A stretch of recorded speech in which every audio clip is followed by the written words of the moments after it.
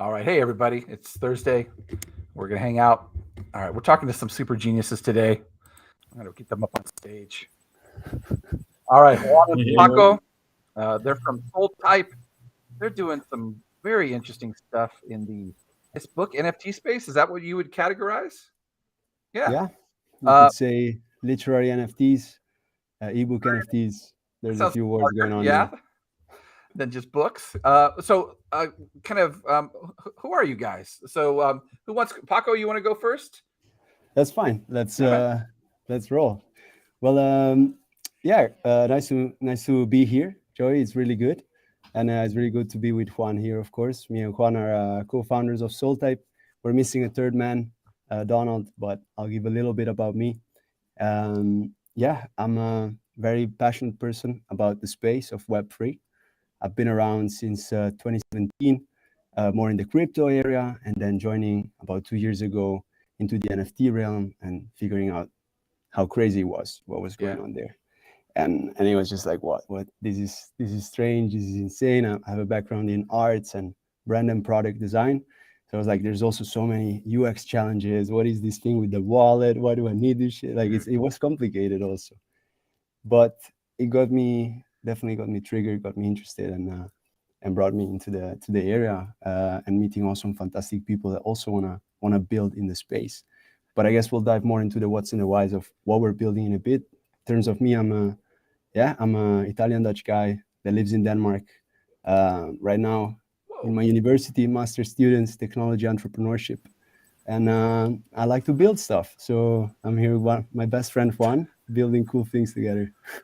All right, so you're hanging in Denmark, Juan. Paco, what do you do in Soltype? Like, what's kind of your job? Like, what's your jam?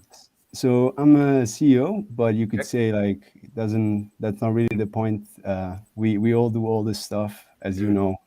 We're three main guys going insane in everything from product to getting new people involved, to finding the writers, communicating, understanding the NFT mindset, trying to bridge this reality of writing, reading, and writers to a market that is often composed by another type of audience like NFT degens, and it's interesting. But yeah, that's I'm passionate about products and building stuff. UX is my main focus. That's your jam. That's my awesome. jam. Denmark, dude. I'm sitting here in Texas. Juan, so what's your story? What do you do at Soltype, and like, where'd you come from? Yeah, of course, Joey. So I'm Venezuelan originally, but left to I was gonna say Denmark, but it's the Netherlands where I actually met Paco while ago. It was like about 8 years ago or something like that.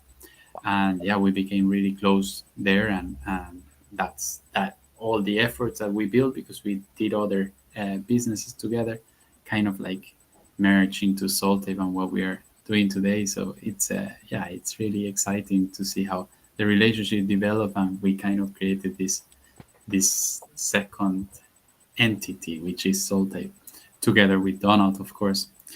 But yeah, I co-founded Soltape as well with Paco and Donald, and originally my efforts were on the business and communication side, marketing. But as Paco was saying, soon those efforts really expanded, and my activities went all over the place, also on product and software development. So yeah, wearing many hats, like Paco was saying yesterday in this space, and really, really, really excited about what's happening in the space. I was also in blockchain ever since 2016, and most than anything attracted by the problems that decentralization potentially could solve. Back then, it was all an idea, right? It was. Today, we see products like yours, which are really somehow concretizing all these ideals and are making it very concrete into a very easy to use platform. Could be easier for all of us, not only for you guys, but yeah. So yeah, that's a little bit about me, Joy. How does a guy go from Venezuela up to the Netherlands? Like, what did you see a TV commercial, or you went there for school? Like, what is the connection there? Man, Austin actually, Powers? I don't know. I know. I left to the States to study English. So I lived in the States in Miami and California. Okay. And then I was going to study there, but something happened with the uni that made me kind of reevaluate everything. And one day I said, I'm going to Europe. And I went to Europe, did hitchhiking over there, and went through France. And in France, met this girl that told me, you should go to the Netherlands. And then I went to the Netherlands, and that's how things went. That's hilarious. Dude, there's always like some kind of girl. Like I wound up in Japan. I can't bring it up because I didn't marry that girl. The lady I married for 20 years is somebody else. But like, yeah, they just, people you meet kind of just, you have these adventures. And if you're open, like I love it. Thank you I'm just being nosy. So forgive me. All right. So I am curious about what was like, so you guys have been in crypto for a while, but we're talking NFT space. Like what was that first buy? For me, it was NBA Top Shot. That kind of like, oh, I can see that makes sense. Like, what was the thing that, and then you guys are kind of Solana guys. What was that thing that brought you in? That's a funny question. Like, I gotta say that my first NFT purchase was such a bad purchase that I don't even remember what it was. It was just like, there's these random bulls, something that are whatever, and I just went for it following a hype moment with a few friends that we were exploring. I remember a collection that I liked. It was called Dane Rob, but they didn't do very good. I don't think anybody knows them, but they had awesome arts, and I was like, okay, this is really cool, and it gave me a little spark to be a bit more invested into what's going on there, and why do people care so much? Why was there so much momentum? And there still is, on a different level, of course. Mm-hmm. But yeah, it was those are crazy moments. Juan, what was that NFT that you got that you're like, well, there's two things when you buy an NFT. One, you're like, hey, I really like this speaks to me. And then other, oh, I am so rich now. Like Lambo, when can I flip this? Like, what was the thing you liked? What drove me into the space was really that dream, which actually never realized. No Lambo for me yet. Oh yeah. Yet, but I'm like Paco. I can't remember. I remember it was a monkey, but I can't remember the name of the collection. It didn't really make me so much money. It made me like 50 euros or something like that. Mm-hmm. But what really drove me into Solana was that I was really doing, the flipping NFTs, but on crypto, on tokens, on normal currencies, and there were a bunch of new projects in the very last hype that were making like 10x, 100x in like 1 minute or something like that. Right. So I knew that Solana was a good network for entering, as given the transaction fees compared to Ethereum. And with it, I learned about the NFT, how NFTs were used with Phantom as compared to with MetaMask. And the experience was totally different, was much more digestible. So I was like, oh, this network is cool. Let's explore more. Mm-hmm. And that's when everything kind of, all the dots connected together with the guys, and we created Soltype out of that say context. The Solana folks are such... so the problem with, or positive thing about Darkblock, I guess, is that we support all these chains. So mm-hmm. I'll sit with the Ethereum maxis and the Polygon guys and even the Tezos artists, which are a whole thing. And then the Solana guys, which are kind of, they're insane. And then they're also very business savvy. Like the weird kind of contradiction that I'm going to flip the monkey in 1 minute and I'm going to make 10x. Mm-hmm. As a business model, like, you're insane. That doesn't happen like often, And then on the other side of Solana, they have like the Solana spaces, like in Miami. They built an Apple store. There's one in New York too. It's an amazing experience to onboard, people who think they know something but they don't, and onboard complete noobs into this world. So I'm always amazed with Solana, just like the degens flipping monkeys, and then the hardcore business guys see the future. We're going to bring on McDonald's. We're going to go bring on Chanel. We're going to bring on these high-end brands, these corporations, and then it just all makes sense. But like, how do you? Oh, this is just me being nosy. How do you handle like this get rich quick kind of idea that is in there, but then also you're building a company for the next 20 years or the next 100 years. Like, how do you reconcile that? So Soltype, what kind of business is Soltype? A monkey business, or are you rewarding artists and building a long-term thing? Yeah. Of course, we are more we are more on the obvious side of like long term Right. benefit for the end consumer as well as for the creator. Yeah. So yeah, that was the initial idea, of course, and we quickly realized that that was not sustainable. We truly Right. believe in the foundations of Web3, right? Of decentralization, true ownership. But we knew that with those type of projects, that sort of ideals were really not going to be realized, because what people were looking for in there was completely different than realizing a more decentralized system and global organization.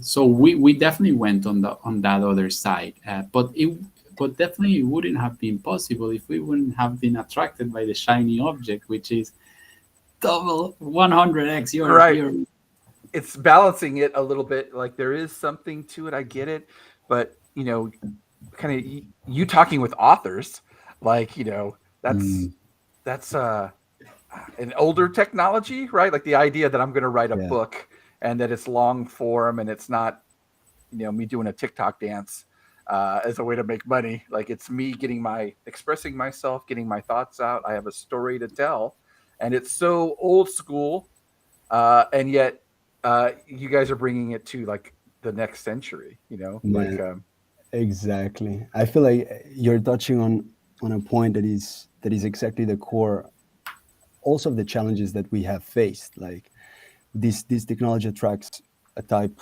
of audience that is not per se the same, that could benefit from the same technology, but is actually readership and actual potential buyers and owners of artifacts.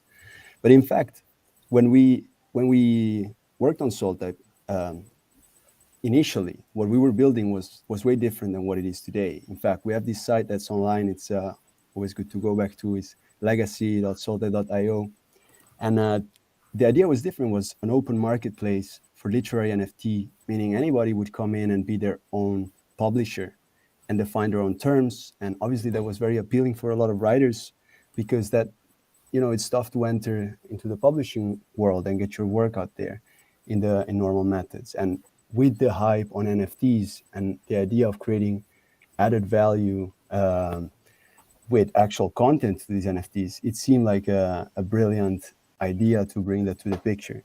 But we learned pretty fast that that hype obviously was temporary, and so you're not exactly giving something huge to a writer if you're giving him a new medium to publish his. Then he could also do that simply on Amazon Kindle publishing. Mm-hmm. If the hype is gone, it's another business model, and without a reputation or something behind it, it's a bit harder to obviously get those sales on the NFTs. So you realize that in order to help also writers that have less of an audience, first we need to provide value to writers that have an audience, so that we can kind of link, in fact, these buyers that are interested in the next big thing and in the upcoming author to the writers that wanna venture into this new technology. So yeah, a bit of a whole trip there, but it's been quite a journey. So it feels crazy to realize that that's where we're at. I feel like just so my first job was working in bookstores. I worked in bookstores forever, until like the internet came around. You guys weren't born yet, but I was always doing bookstores. And you meet these authors, and really what they would plug into is like the bookstore marketplace. So part of my job was I was in charge of author book signings. An author would come to town, some famous person, and they would sign their books, and then they'd go, and they would have this whole press tour. And the whole idea, if you relate it to what we're doing in NFTs, is how do I get attention that I have a release? How do I, a bookstore is a convenient place for book people to assemble. Like we're all gathering, we're all going to buy books. But in NFT land, you you don't get that level of attention. Like you go to a bookstore and you can talk to somebody there and they know they have a good suggestion for you. They want to know what kind of books you're into, you know. We don't have that in like OpenSea or Magic Eden. Like it's everything. It's the crazy store and there's every department all together and who cares? How do I get attention? You don't. You write a big check, I guess. So like what you guys are doing, I mean, is part of the goal first kind of onboarding authors, but also get them in front of people, like having a place where they can, I don't know, gather, where people who are interested in books can come and browse the aisles. Yeah, you could say a few different things that on a very macro level, if you want, you could say that this technology applied to books makes a lot of sense when you think about it, especially when applied to potential dark block intentions of the future of like a method of leasing out or renting out these NFTs. Because Yes. say there is 1,000 books, 1,000. We use the example of J.K. Rowling because when you picture, imagine you purchased that first version of Harry Potter and there were 1,000, and 20 years later, where we're at today, and you've had the possibility to rent out these NFTs so far for all these people.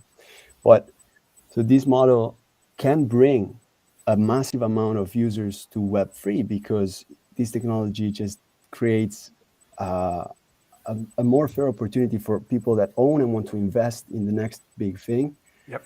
a stake. And it's just so, yeah, it just makes sense to some extent. So on a macro level, you bring potentially this Web3 to all the readers. And obviously we know there's hundreds of millions, if not billions of people that care about reading. So that's huge potential there. Then Yeah, and I guess as well, like that community building aspect of bookstores, like in real life bookstores, is not present when you consider digital books on the Web 2 world, like for example, Kindle, Amazon. You really go to Amazon and buy your book and you just read it yourself, and you don't have any interaction with the author. You don't have any interaction with other fellow consumers of the book. NFTs and Web3 and technologies like Darkblock and Soltype could really, well, nothing will substitute the in real life connections of being in a bookstore, right? I guess especially you, Joy, you would agree with me because you live that I your love it. own. The It's smell. amazing. Yeah. Oh man, and you meet people that have similar interests than you in a bookstore. It's a great place to meet people. Um, So we cannot emulate that, but we can emulate something of that sort, similar of that sort on online. And you see that with guilds and with Discord groups and gated communities and whitelisting communities and so on. So at least there is that sort of connection, and say we create like context so that connections could happen around a work of art as a book is. You know, I always say, think about like where you went to school, your friends growing up. It was based on the zip code that your parents that you lived in. It wasn't based on my interest. You know, it wasn't really. It was just lucky if my neighborhood friend liked the Chicago Bulls or liked Star Wars. Like it was the beauty of kind of online and these are kind of NFT spaces and Discord. I can. It's not about the real estate. It's not about my zip code and where I live. I want, Tiger Woods threads. I want to talk about, my favorite basketball teams and really narrow into who I am instead of having to hear about the Lakers. I don't give a shit about the Lakers. So I already cussed. I'm sorry, guys. So yeah, like really, that's the beauty is how you kind of zero in on what you love. If you're into horror fiction, the horror fiction people are so diehard and they just want and they can hang out and they can talk about some interesting thing they read. Like it's really amazing. All right, so I feel like I've been hogging up this. So what is Soltype and what are you kind of offering authors and the world? that's the question, right? Yes, sir. Okay, so let's give it a run.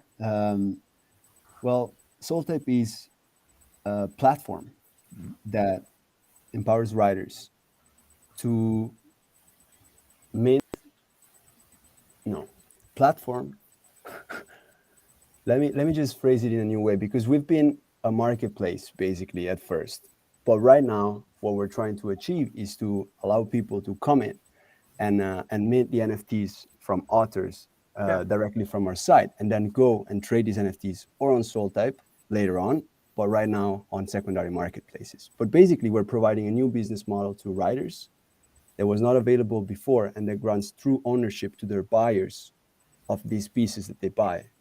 Because when you currently buy an ebook, you don't own it, in fact, because if you would own it, you would be able to resell it. Whereas with Soltype and with NFTs, you actually get to do that. You purchase an asset that then you get to trade, and that is actually yours. So that's foundationally where we're at. That's Amazon famously, the ebooks, your audio books. When I die of my giant heart attack in like I don't know 2 years, my Oh, my wife and my kids, and they don't get access to my books. Right downstairs, I have tons of bookshelves. Uh, they're gonna have to lug those around, to wherever we're. So ownership doesn't mean anything in kind of Web 2 land. I'm renting access, or I bought temporary access to my audiobooks. My Ready Player 2 audiobook, when I die, it goes away. And it's like, what? What? Like, I didn't even know that when I bought it, So the idea that NFTs and the permanence of them, as long as somebody has access to the wallet, my kids will mhm. go to the safe deposit box and pull the seed phrase, and then they'll have access to all of the Soltype books that I've purchased over the years. Like, that is Mhm.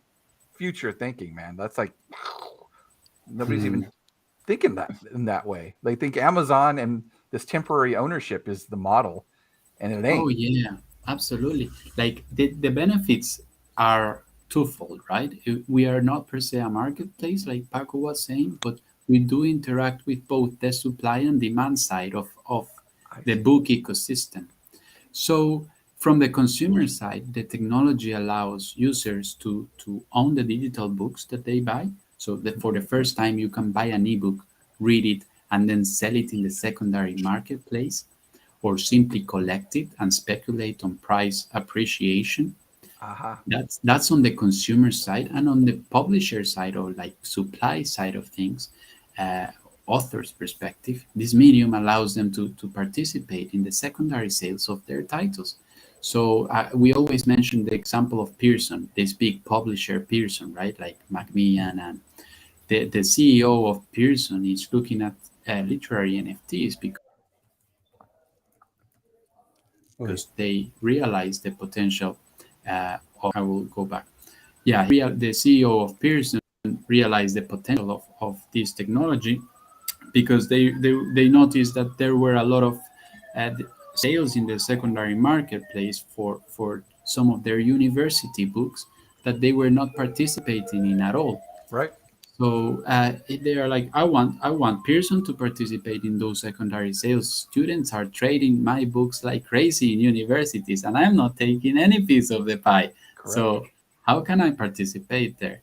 And we are gearing towards there, because if we really want the mass consumption of literary NFTs, we need to partner with, or at least that's our view, we need to partner with those big publishers and big guys that have like already distribution networks, sales channels, all the marketing factory behind the titles and connections with authors and so on and so forth.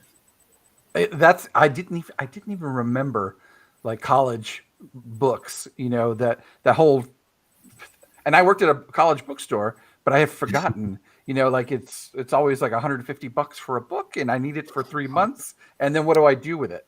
And maybe you And don't then, even read it. Maybe you're right, like, I don't want. I I want to definitely drop didn't this read it. course. No, that's a real world problem out there. Oh, okay. So, I mean, do you have? So, what is Soul Type? Like, I've seen this Wriglin Like, what is the thing you're offering right now? Like, what is the story? Okay. Well, so Rigland is a book by B. Earl, which is an award-winning Marvel writer, and it's the major collection that we're focusing all our energy on. And it's a work that he's been working on for years, and that he really cares for and wants to bring out there in an innovative way. Because Ben, well, I hope we're gonna do another one of these sessions and he can join. But the guy is involved, has his hands everywhere, and especially now in the Marvel universe, he wrote the last Deadly Neighborhood Spider-Man. So the guy is completely, yeah, on the spot with his creativity. Be sure to tell him I got a bunch of comic books. I got some, I Yeah, was well, gonna he will say, see this and he will regret. yeah. Ciao, Ben. Yeah, but anyways, we connected to him on LinkedIn, and we were brainstorming together on the possibilities of this space, and he was like, "It's so awesome, and I didn't think this was possible, but we can launch a book like that." I mean, we soon geared our attention towards launching his book collection on Soltype. So basically, what it is 1,001 copies of Reglan Okay. that are available for mint on Soltype and then openly tradable on any secondary marketplace. And once you do that, you don't only have access to the story that you are decrypting on Soltype with Darkblock technology also, but also you get a direct line of communication with Ben. So basically, you become part of the early people that get to feedback also this story. You know, this version 1 of Reglan can be still an ongoing creative process for these first buyers that come in and say, "Yo, at page, at page X, you know, there's this thing and it's awesome," and you get to elaborate on it. And then Ben perhaps decides to make that change in the story and you know, cite the person and say, "Thank you for this incredible addition," and you know, participate. And then he could release a different version of the book later on and go on in a creative process with his closer community and create these stronger bonds also with them. So there is a monetary aspect for sure, but there is also a connection aspect, a community side that is unlocked for this technology, of course. It's brilliant. Can I click? Can I click the discover? Can I? Yes. I was geeking out on, you know, there's these covers, which I wonder, are these characters in the book? I guess like these are just bananas. Like, it's hilarious.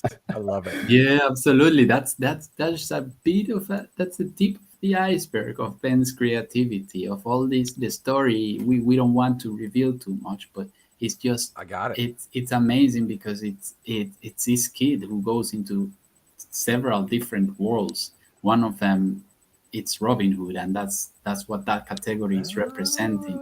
And then the kid travels with his grandmother and his mom and dad, and you know it's a whole story that, you know, those kind of kid stories like Disney type of stories that are Yeah. also for adults. That me, I was reading it and I was very excited about it. Yeah, it has that type of vibe, the story. So I think if you know, you can't judge a book by its cover, but you kind of do. You look at it like, and this is kind of the cover of the book. I want to know what's the story on this dude right here. Like, it just kind of, he's got a vibe. And I looked at like you call him Ben. I think I seen like B. Earl.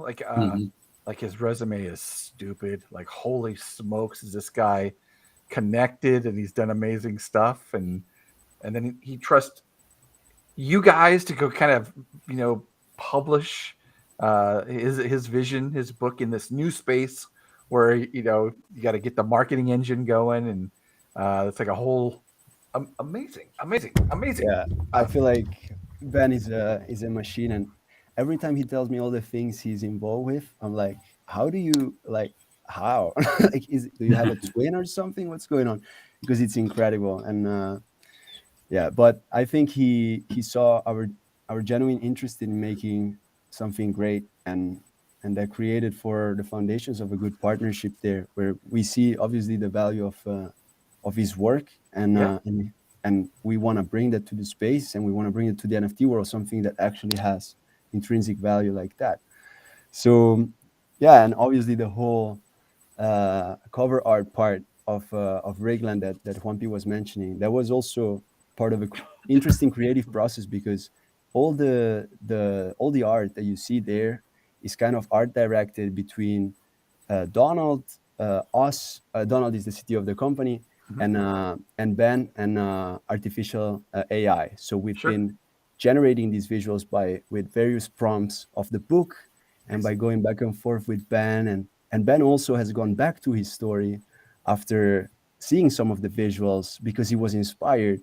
So this generated kind of a creative loop process that was great. That is so fitting to this moment. But yeah, it's 141 different designs, if I'm correct, maybe 100, yeah, 141 with different rarity levels. And obviously, when you mint, you don't know what you're gonna get, but there is definitely some that are way more rare than others. When do I get to mint? Like, when does this launch? Like, what do I got to do?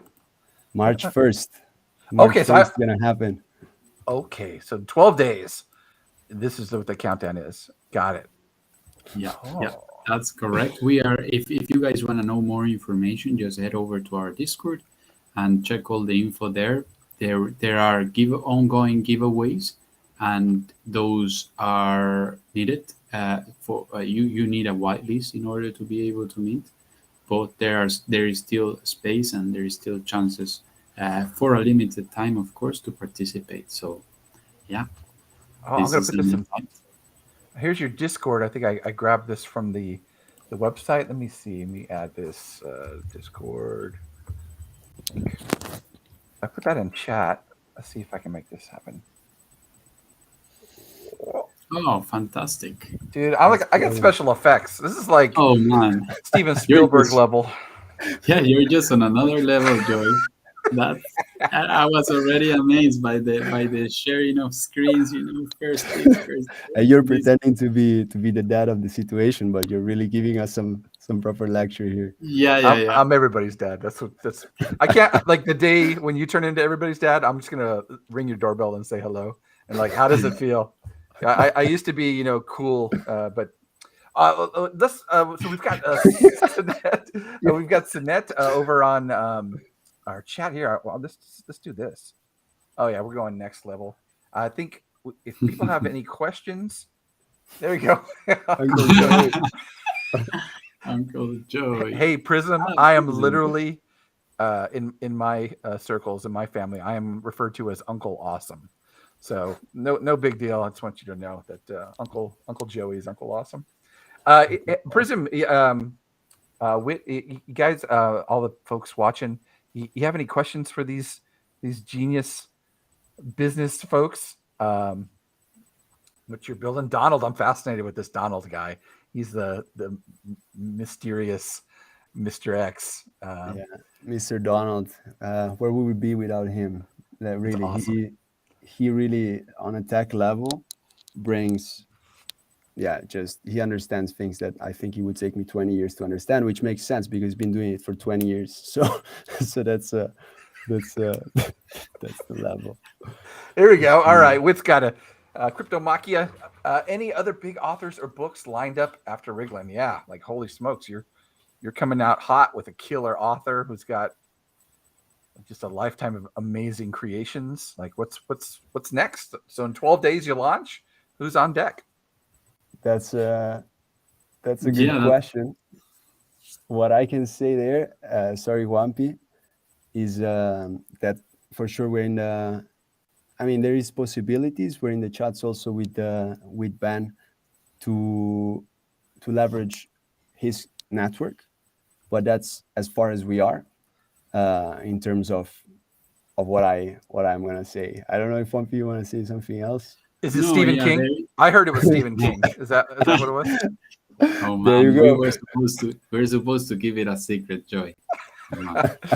I think it's interesting. The authors, they're kind of independent contractors in a way, right? They come in, they are either they get hired to tell a story, or they bring their own story to the publisher, and then they're either the publisher monetizes. I'm curious, like, does this doing what you're doing with the NFTs, does it prevent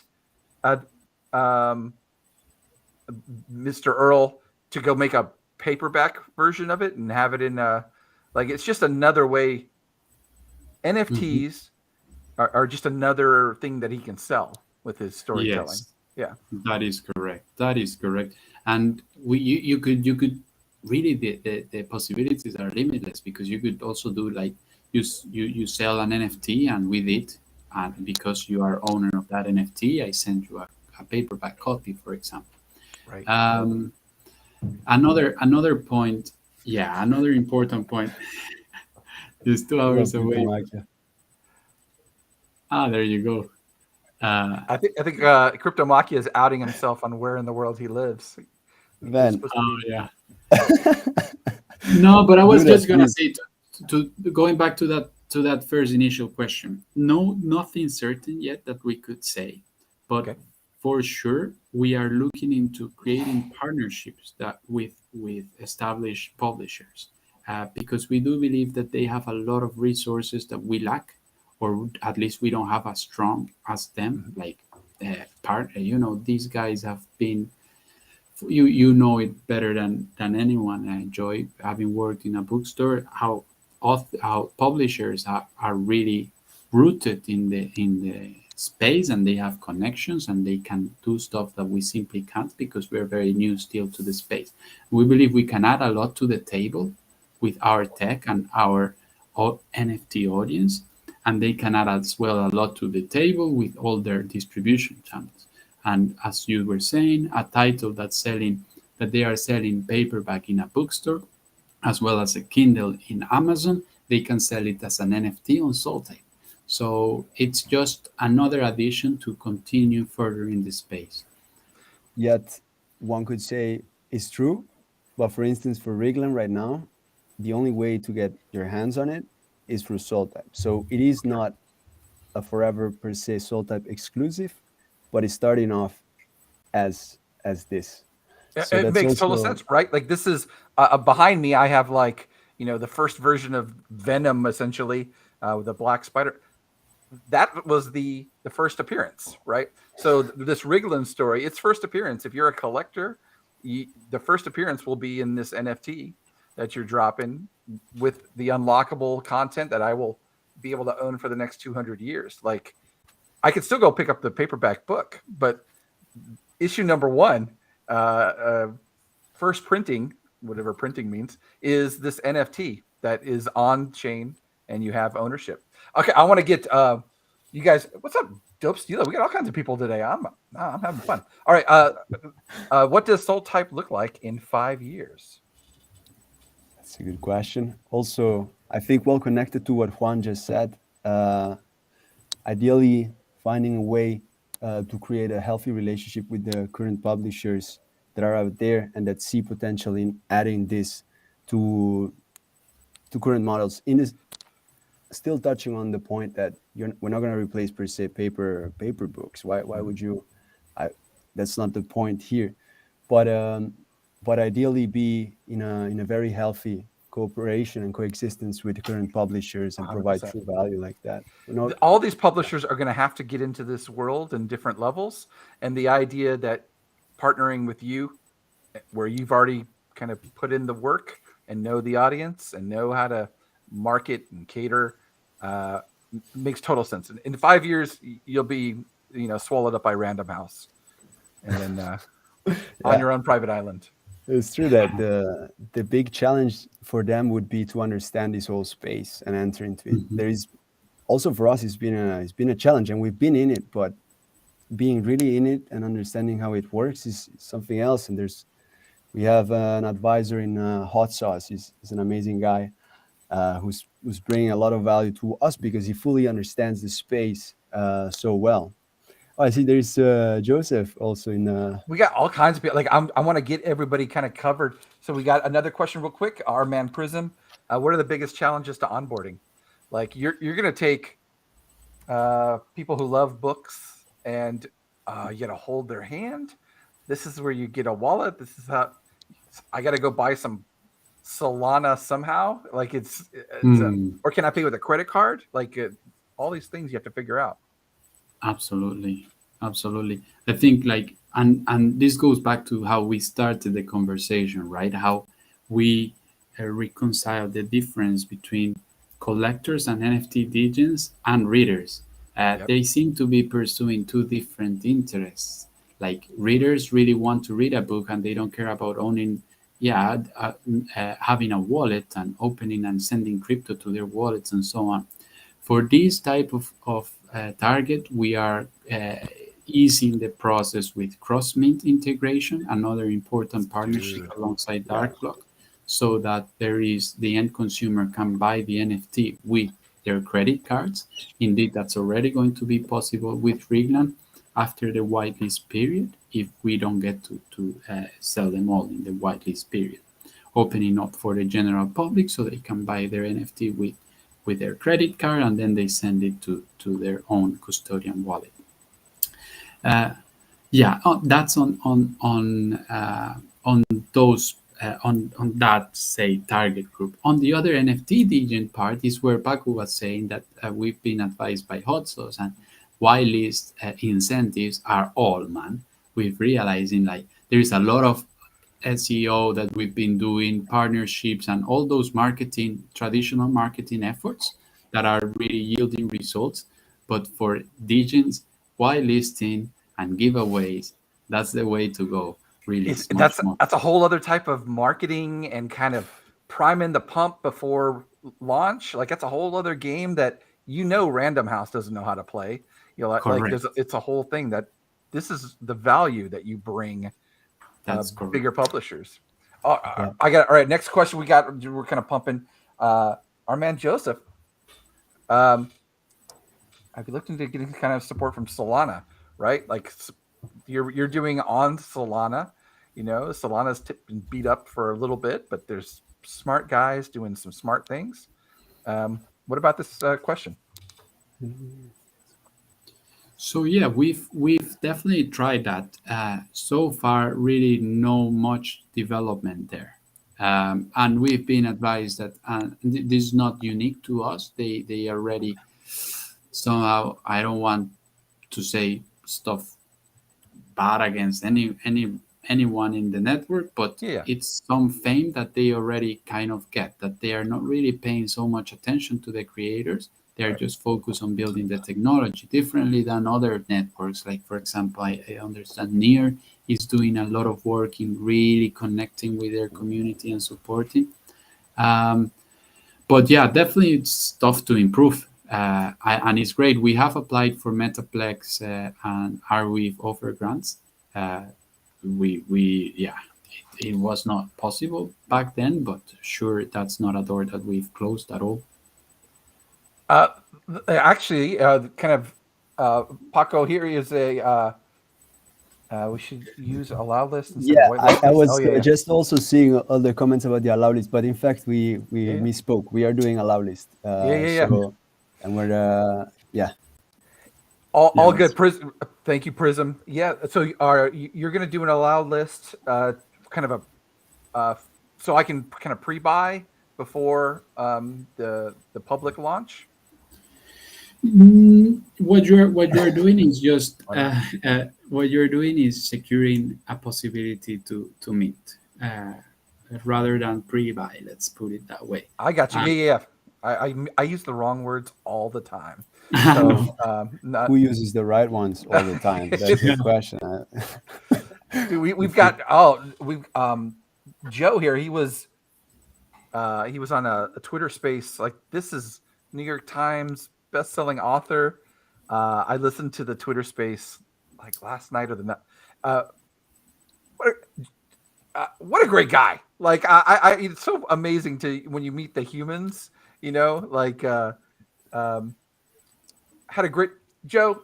What a great Twitter space you had. Like, I really Joseph really enjoyed listening to you. All right, Misty. If I don't know if I would like to jump on that, because actually Joseph was one of the early bigger writers that saw something in what we were doing that was valuable. In fact, he early on used our product and he published something there. I would say perhaps in a bit of a premature state as opposed to where we are right now. but I love to see him hanging around because it's great to see the support going forward with that, and also I'm impressed with the success that he has also gotten Correct. in the space, because it's Yeah. I have a big question for Joseph. I want to know the name of the dog on his Twitter profile. He's got this beautiful dog. Like, I just want to hang out with him. And we got and new Twitter or our new chat things will show up. Like, I've got a whole backlog here I'm trying to work through. So our man Mark, what was that say? Interested in hearing thoughts about lending and research libraries. Ooh. What about lending, right? Like, we have this concept, you go to the library to check out a book. Like, what's the future going to be for that in NFT land? Like, And you know what? That's know. actually something that we didn't explore so much, but yesterday we did touch on that based on what you guys are building on Darkblock, on the renting system that you guys are idealizing. And I think something could be done with your tech now that we're working together, because there is a big space for lending and renting artworks, any artwork really. 100. So part of the monetization, like, everybody's got to get to monetization. Like, ultimately, we all have to get paychecks up in Web3 land. There's nothing wrong with that. There's nothing wrong with that. Like, we're providing a service. So part of the, like, what we were been thinking a lot about with Darkblock, and we had an opportunity with Magic Eden where we had a hackathon, and we kind of pushed hard for our rental kind of monetization strategy. We've got some things we need to polish up a little bit, but the idea that if the content that is valuable isn't the picture of the monkey and it isn't the smart contract, it is the file attached to it. It's not the cover of the book, it's the book. And with Darkblocks kind of getting rental access to read a book, I want to buy a month, just like you check out a book in the library. I want a month access to this book, and I'm going to get this at a lower price than buying the full hardcover version. And after that month is up, I will have either had to have read it, or it disappears and I got to go rent it again. But the idea of kind of smaller incremental reading, get paid to consume. It makes perfect sense. Yeah, it does. And also, I think you guys were mentioning this yesterday. Like, then you, on the rental itself, you would still get to support the creator, the authors, and get to still retribute everybody in the funnel in a very fair way. That's one of the hard things to kind of think through and work through. And I'm going to say, like, I think we've got a good V1.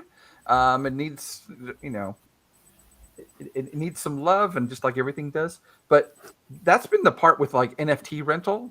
You see, there are a couple brilliant companies doing some smart things with NFT rental. I can go rent a Bored Ape, and I can go into this party, and then the Bored Ape disappears, right? I understand that. But the problem is the Bored Ape people, the guys who created the NFT, the collection, that whole community does not get paid. So it's just the owner have it trading hands. So the idea that a writer doesn't get paid when somebody rents their book is that can't happen.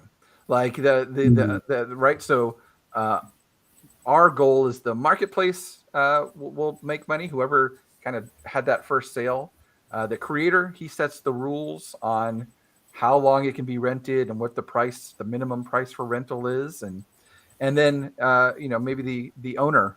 So those 1,001 copies of Mr. Earl's book, secondary market, or maybe make money just on the rental, but make sure that Mr. Earl gets paid, because that dude invented.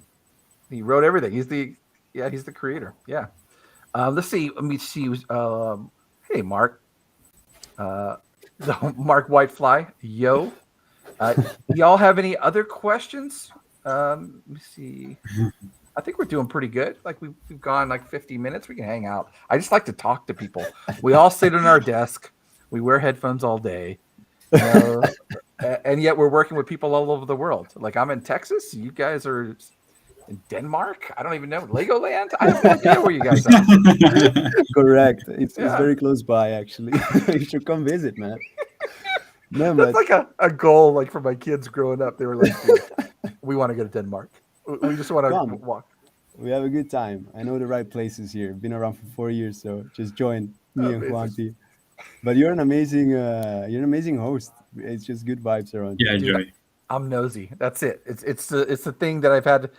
Some people love it, and other people want to punch me in the face. But I am genuinely interested, like in your journey, right? Like you have something you're exploring, and you got to turn over a bunch of rocks, and they won't all be winners, right? Like you're going to take some lumps, but it's about getting back up. And I am curious, how big is the Soltype team?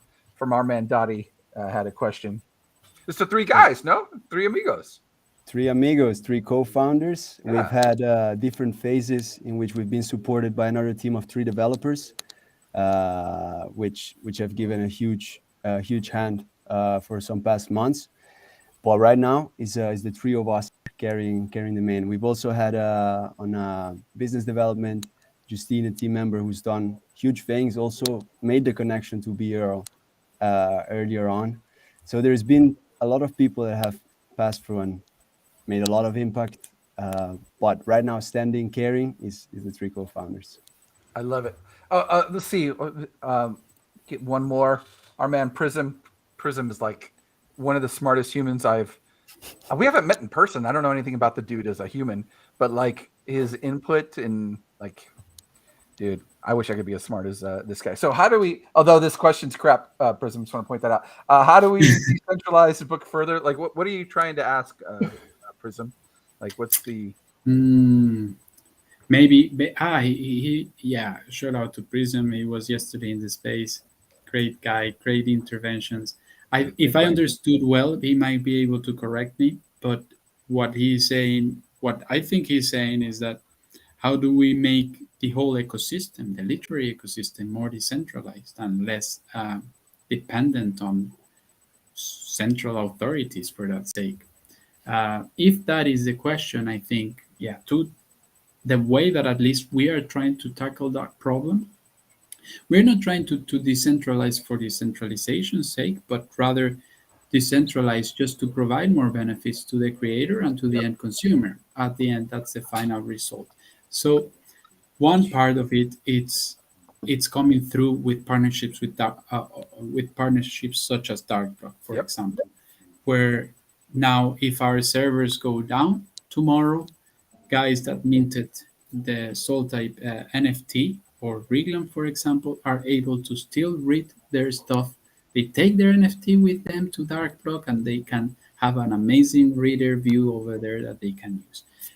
That's great, and we need more of that. We need more people, more companies like ours that integrate Darkblock, for example, with them. I like this. Let's tell my boss.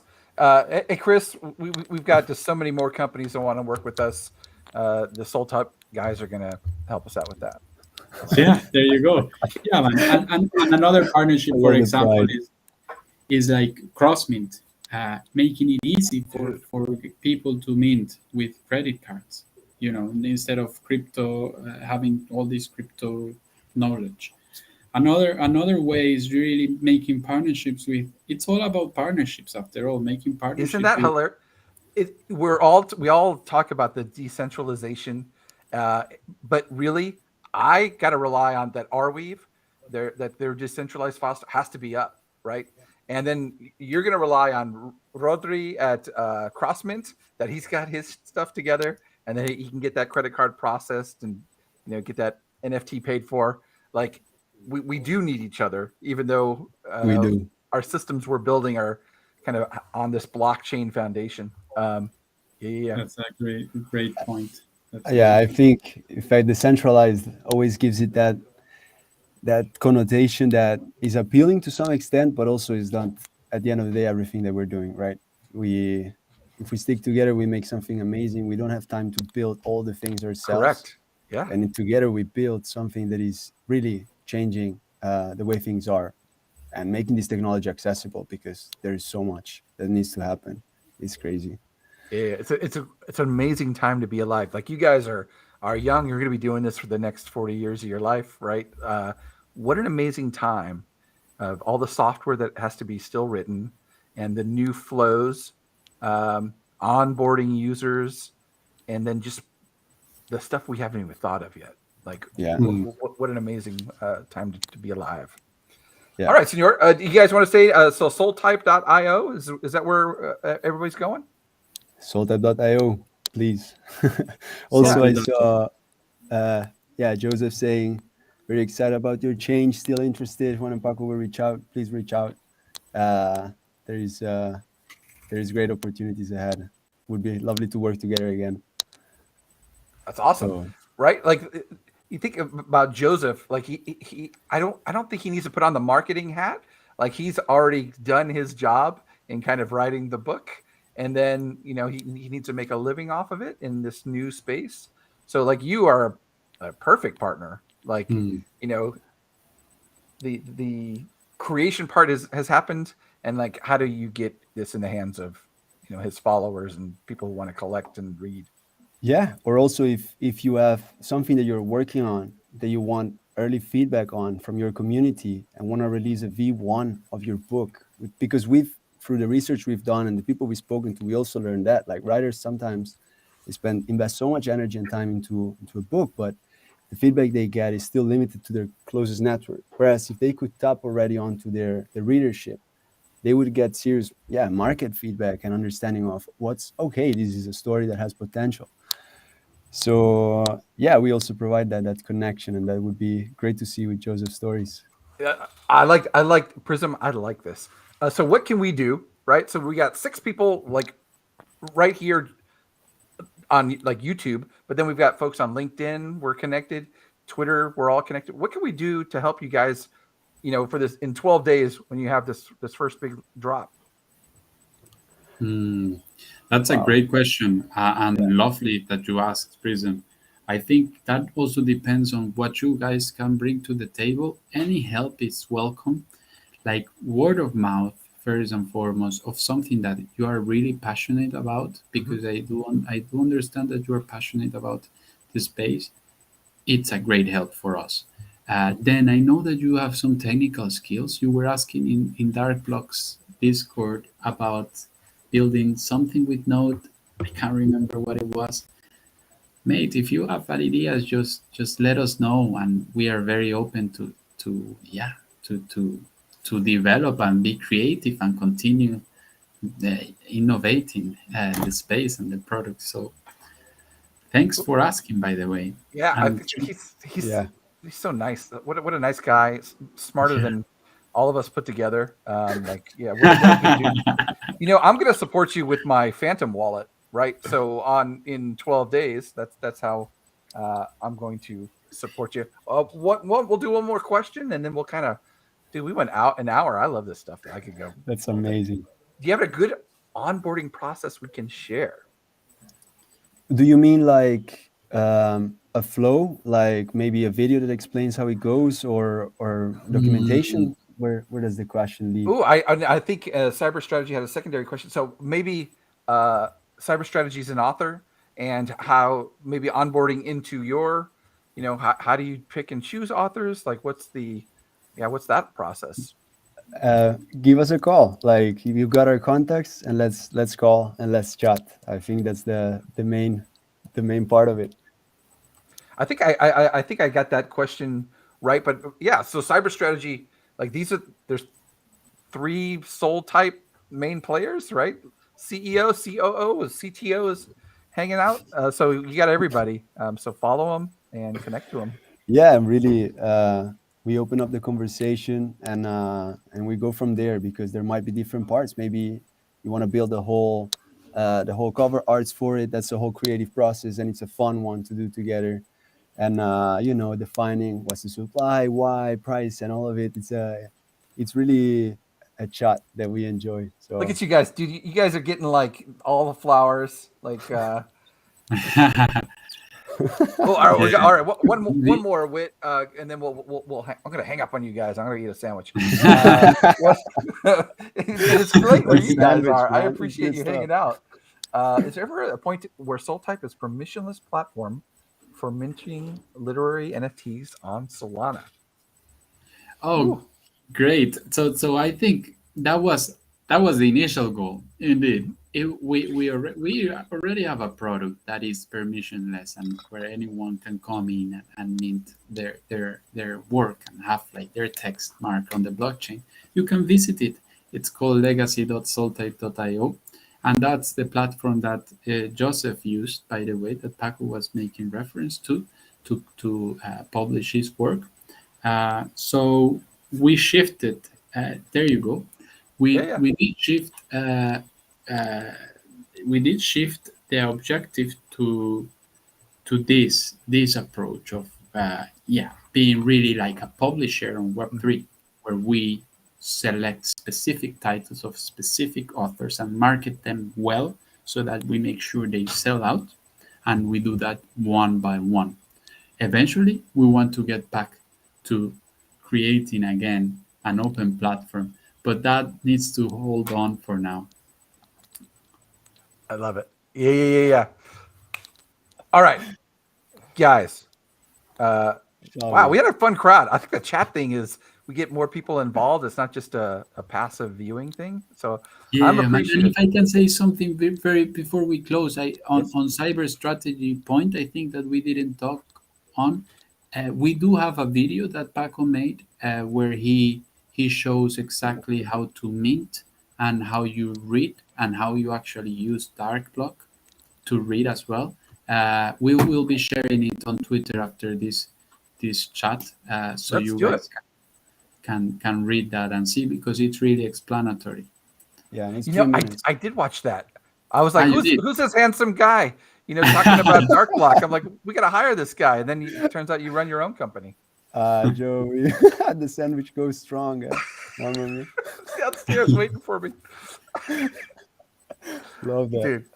Yeah, Awesome. Yeah. This we'll retweet the that video if it's already up. We can put it in LinkedIn, like whatever. And Soltype.io and .com works. You got both of the domains. Yeah, that one's not. Yeah, exactly. Both of them. Right. I mean, all right. Juan, Paco, you guys have a good evening. I'm appreciative. I can't wait. Right.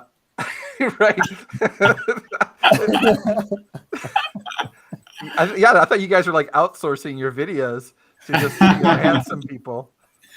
That's Paco, huh? That's the cutest thing I've heard. Like, I'm gonna put this in the stream so we're sure to save that. All right. amazing. Guys, have a good evening. Soltype.io 12-day countdown to the big B Earl release. Very exciting. All right, you guys. Thank you. Thank you, Joey, and thank you, the whole Darkblock team. Yeah, Have a great one. Thank you, guys. With sexy accents, we got to add that. Like, I just want this documented. Just to close it perfectly, yeah? Oh man, you should hear it after a few beers. They go wild. Juan and I going like Latino vibe. I love it, dude. All right, we're ending the stream. We'll talk to you guys later.